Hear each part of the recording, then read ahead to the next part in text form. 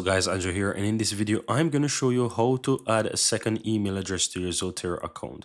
And this can be very useful if you want to change your primary email address on the account as well.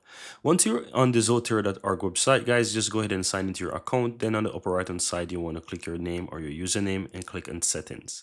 From here on the left hand side, click on email, and then you'll have the option to add a new email. You can also see that it shows your primary email as well, and that's also an option to delete. Go ahead and enter that additional email address that you want to add there. I'm going to go ahead and make up something right here. I'm going to go ahead and enter email address right there and go ahead and click on add, and you will see that it says that the email address is added, and I just need to verify that email address real quick. So all I'm going to do is just simply add into my email right here, and I'm going to find that Zotero email that I received. This is the welcome email, and all I have to do is just simply click on the link in it to confirm it. And once I do so, then it's going to take me right in and it's going to say it's verified.